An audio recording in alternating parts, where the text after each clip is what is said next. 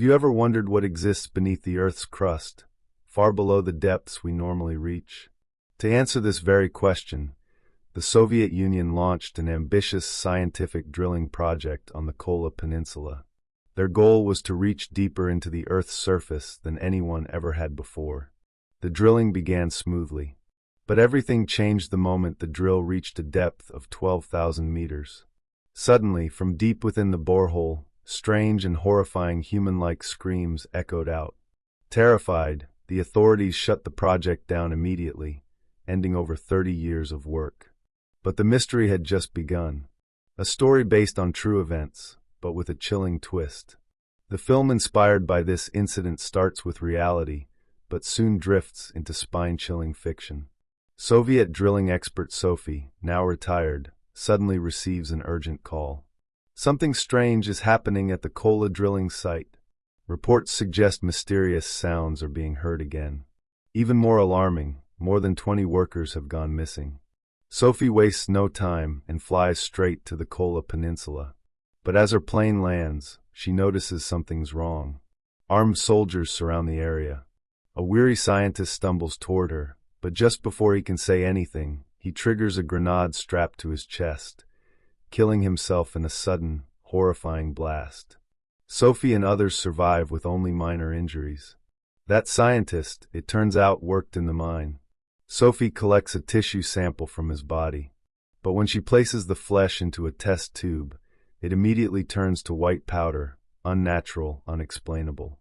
Sophie begins investigating the remaining workers. They appear physically fine, but their faces are filled with fear, as if they've seen something too terrible to speak of.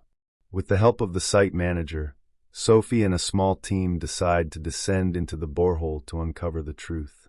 They board a secure lift designed to reach the 12,000-meter mark.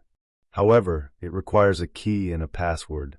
The site manager warns them, if the password is entered incorrectly 3 times, the lift will crash straight down. Their journey begins. In minutes, they reach 2,000 meters. But suddenly, the lift shakes violently. Ventilation fans are opened in panic, but it's too late. Everyone starts choking. Sophie loses consciousness. When she wakes up, the lift has stopped at the 5,000-meter residential level. The site manager has vanished, taking the lift access card with him. A technician wearing glasses tells Sophie that if they want to reach the bottom level, they'll need a second lift. With no choice, they start searching for the missing manager. Soldiers explore the residential section and find a mechanic and a female doctor, both possibly exposed. Sophie tests them. Fortunately, they're clean. Suddenly, the site manager appears. He urges everyone to evacuate. He says the lower levels are extremely dangerous. But before anyone can act, he activates the lift and descends alone to the 12,000-meter zone. Suspicious of his motives, a bald officer suggests pursuing him on foot. Since the temperature increases dramatically as they go deeper, everyone suits up in heat-proof gear. Just as they prepare to enter the tunnel, the massive door opens by itself. A woman in white clothing stumbles out. She's one of the original workers, but mentally unwell. She hasn't spoken a word since being found. Sophie is stunned. How did she survive the extreme heat?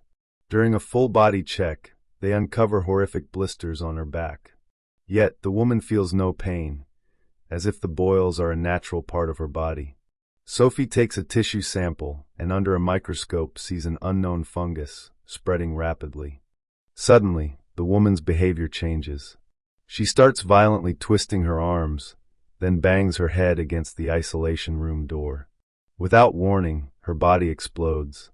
Sophie and a young officer rush to the scene, only to find the room filled with fungal spores. The woman and the doctor are both dead. Sophie quickly grabs her gas mask, but spores are everywhere. Luckily, a mechanic drags her out just in time. However, he might already be infected. Tests reveal shocking facts. The fungus is a parasitic organism that survives inside human bodies. But it has one fatal weakness: it cannot survive cold. The fungus instantly dies and turns to white powder when exposed to low temperatures. Scientists believe this fungus may be millions of years old, trapped beneath the Earth's surface since the Ice Age. Now, due to heat and human activity, it may be waking up again. The young officer, now likely infected, decides to stay underground. He fears that if this fungus reaches the modern world, with its heat, humidity, and high population, it could wipe out humanity. But the bald officer sees the fungus as an opportunity. He believes it could be used as a biological weapon, a discovery too valuable to ignore. Sophie disagrees but knows time is running out. Suddenly, the tunnel gate opens. A soldier returns, one who had gone to find the site manager. He's injured, missing an arm, and completely terrified. He screams for the gate to be shut. From inside, loud thumping begins, as if something inhuman is trying to break out.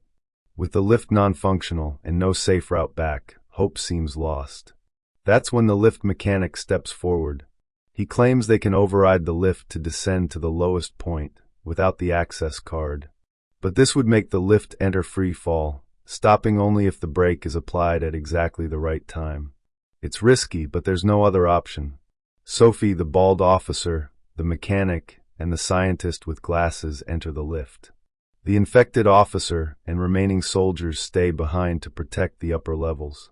The descent begins. After some rough jolts, the lift lands successfully at 12,000 meters. What they see next defies belief. The ground is covered in thick white powder, remnants of the frozen dead fungus. Nearby lie the missing workers. Their bodies are partially fused with the fungus, almost like one organism. It's clear they were absorbed, not killed. What else lies deeper in this pit of the earth? No one knows, and some things, perhaps, should remain buried forever. The story, though partly fictional, is inspired by the real Kola Superdeep Borehole, the deepest man-made hole ever drilled. While no voices or monsters were reported in reality, this tale reminds us that there are realms within Earth we've barely begun to understand, and perhaps it's best if we never do.